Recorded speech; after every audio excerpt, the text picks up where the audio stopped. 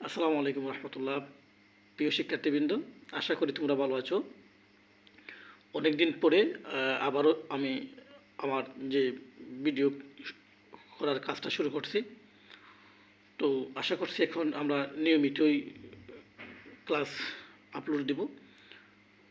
যারা 2024 সালে এইচএসসি পরীক্ষার্থী, তোমরা তো টেস্টে উত্তীর্ণ হয়ে অলরেডি এই ফর্ম ফিল আপ করে নিছো।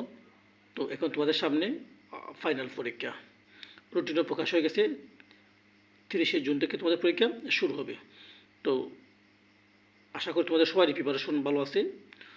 যারা আইসিডিতে একদম দুর্বল, মানে আইসিডি বুঝেই না, শুধু তারা যদি আমার কিছু ক্লাস দেখে, তো আশা রাখি অন্ততপক্ষে কিছুটা বুঝবে। যারা দুর্বল স্টুডেন্ট, যারা ভালো, এরা আমার ক্লাস দেখার দরকার নাই। যারা ভালো এরা তো এমনি ভালো, এরা আরও ভালো যারা আছেন তাদের ক্লাস দেখবে। আর যারা দুর্বল শুধু তাদের জন্য আমার কাজ। যারা সবল তাদের জন্য না, সবল যারা, এরা আরও ভালো যারা আছেন তারা তাদের ক্লাস দেখবে, অনলাইনে অফলাইনে তাদের সাথে তারা দেখবে। যারা দুর্বল শুধু তাদের জন্য আমার কাজ। তো আমি শুরু করছি আমার আজকের একটা ক্লাস, মানে একটা ম্যাথ সমাধান করবো আজকে। দেখো এখানে ডাক লেখা আছে লিমার ক্লাস রুল 2C, যেটা অক্টালের বেস দেওয়া আছে, সরি হেক্সাডেসিমালের বেস দেওয়া আছে, তা অক্টালে প্রকাশ করতাম। তো যেহেতু এটা হেক্সাডেসিমালে দেওয়া আছে, আমরা আর হচ্ছে অক্টালে প্রকাশ করতাম, তাহলে প্রথমে আমরা যে কাজটা করবো, এই হেক্সাডেসিমালটা আমরা প্রথমে বাইনারিতে নেব। বাইনারিতে নেওয়ার পরে এই বাইনারি বিস্তারে আমরা অক্টালে নেব। তাহলে দেখো আমরা লিখব 2C,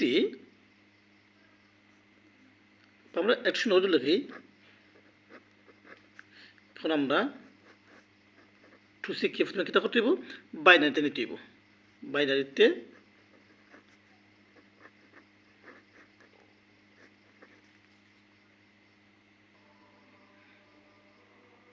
দেখো বাইনারিতে নিতে হবে। আমি প্রথমে কী করলাম, এখানে লিখে নিলাম যে এখন আমরা 2C বাইনারিতে নিতে হবে।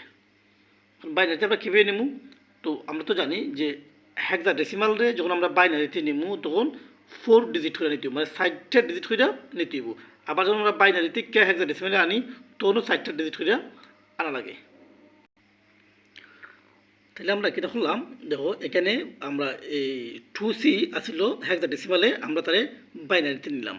তো 2 আমি আলাদা করছি আর সি রে আলাদা করছি। সি ডিমান্ড হচ্ছে কি 12। তাহলে আমরা জানি যে 2 মানে 1 0, আর যেহেতু আমরা হেক্সাডেসিমাল থেকে নিছি অতএব তাহলে 60টা ডিজিট করে নিতে হইব। আবার 12-রে আমরা যদি 60টা ডিজিটে নেই তাহলে দেখো 1 1 0 0, এটা হচ্ছে কি বাইনারিতে 12। এখন আমরা তো বাইনারিতে নেওয়ার কথা কইছে না, কইছে অক্টালে নেওয়ার কথা। এখন আমরা কী করতে হইব, এই বাইনারি সংখ্যাটারে আমরা অক্টালে নিতে হইব। তো আমরা তো জানি যে বাইনারি সংখ্যারে অক্টালে নিতে গেলে 3 ডিজিট করে নেওয়া লাগে। আমি এখন লিখি অতএব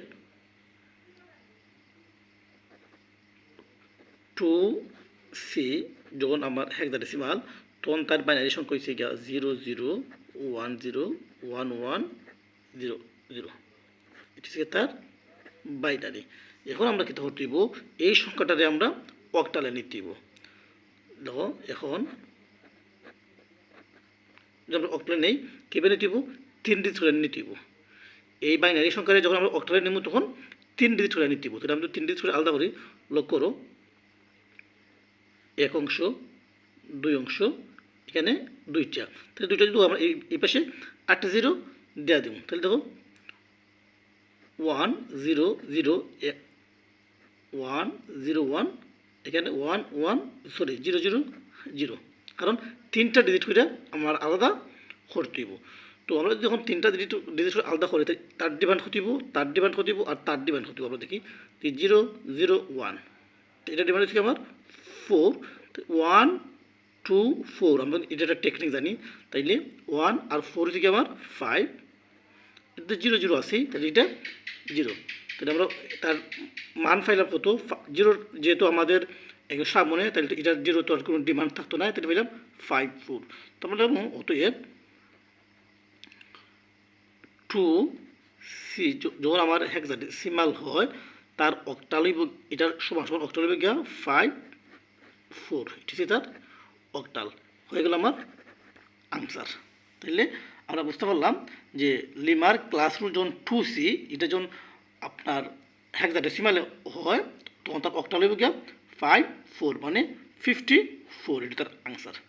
তো প্রিয় শিক্ষার্থী বন্ধুরা, আশা করি তোমরা খুব সহজেই ম্যাথটা বুঝতে পারছো। তো আমরা এটাই একটাই সূত্র মনে রাখবো যে হেক্সাডেসিমাল থেকে যদি অক্টালে নিতে চাই আমরা প্রথমে বাইনারিতে নিতে দিব, তারপরে অক্টালে নিতে দিব। আবার যদি অক্টাল থেকে আমরা হেক্সাডেসিমালে নিতে চাই তারপরেও একই নিয়ম যে আগে অক্টাল থেকে বাইনারিতে নিতে দিব 10 ডিজিট কইরা, এরপরে ওই বাইনারি সংখ্যারে 5 ডিজিট করে আমরা হেক্সাডেসিমালে নিতে দিব। তো আশা করি তোমরা বুঝতে পারছো বা এবং বুঝতে পারবাই। যারা ভিডিওটা দেখবাই তারারে অগ্রিম ধন্যবাদ। আর যদি তোমাদের বুঝতে কোনো সমস্যা হয় বা তোমাদের কোনো অধ্যায় বুঝতে বা কোনো টপিকস বুঝতে বা কোনো ম্যাথ বুঝতে সমস্যা হয়, আমি আশা করবো যে আমি যতটুকু পারি তোমরা যদি আমার ইনফর্ম করো যে বা কমেন্ট বক্সে তোমরা কমেন্ট করো যে ওই অংশটুকু আমরা বুঝছি না বা ওই অধ্যায়টুকু আমরা বুঝলাম না, ওই অধ্যায়টুকু আমাদের কঠিন মনে হয়। আমি চেষ্টা করবো আমি যতটুকু পারি তোমাদের সাথে শেয়ার করার। তো এই পর্যন্ত তোমরা সবাই ভালো থাকো, বইয়ের সাথে থাকো, সামনে পরীক্ষা, সময়টুকু খুব যত্ন সহকারে কাজে লাগাও। আশা করি ভালো একটা রেজাল্ট হবে। আজকের ক্লাস আমরা এখানে শেষ করলাম। আল্লাহ হাফিজ।